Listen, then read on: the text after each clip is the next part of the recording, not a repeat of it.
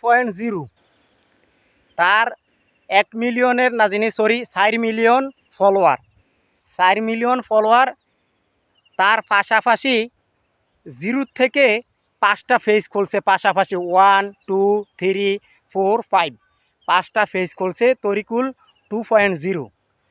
তো ফেসবুক এটাকে মানে তাদের অরিজিনাল পেজ না মনে করে, তার অরিজিনাল পেজ না মনে করে এবং তাকে করে দিছে, তার পেজটা ফেসবুকের কাছে নিয়ে গেছে হ্যাক কইরা।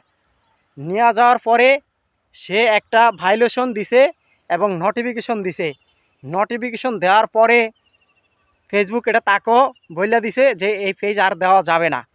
হ্যাঁ, তো এই ফেসবুকের নিয়ম হলো কি, সে যদি একটা নাম দিয়ে যদি কেউ 4-5টা পেজ খোলে, ফেসবুক তার পেজটা হ্যাক করে দিবে এবং আজীবনকার লিগে সে নিয়ে যাবে পেজ। কেউ এক নাম দিয়ে পেজ 4-5টা খুলবেন না, এক নাম দিয়ে 4-5টা পেজ কেউ খুলবেন না, নাইলে আপনারা বিপদে পড়বেন, বুঝছেন ভাই।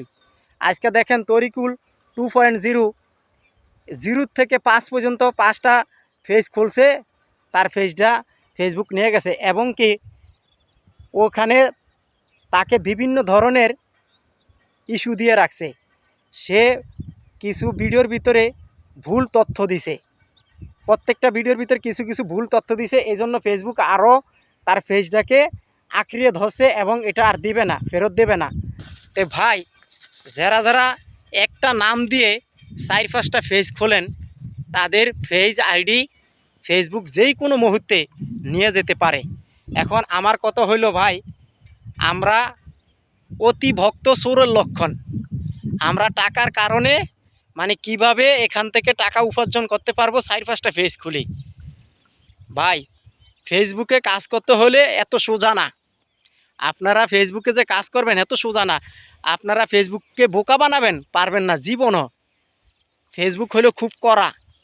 আপনি এখানে কাজ করতে এসেছেন, একটা নিয়ে কাজ করেন, পেজ বা আইডি নিয়ে কাজ করেন। আমার 4-5টা খোলার প্রয়োজনটা কি? আজকে দেখেন তরিকুল 2.0 4 মিলিয়ন ফলোয়ার, তার পেজটা শেষ। এরপরে সে প্রত্যেকটা ভিডিওর ভিতরে তথ্য ভুল দিছে, ভিডিওর ভিতরে মিথ্যা কথা কইছে, মিথ্যা দিছে, এই ক্যাপশন দিছে। এই জন্য ফেসবুক এটাকে আরও গভীরভাবে তদন্ত করে দেখতে আসে। এমনকি পেজটা আর নাও দিতে পারে ফেসবুক কোম্পানি।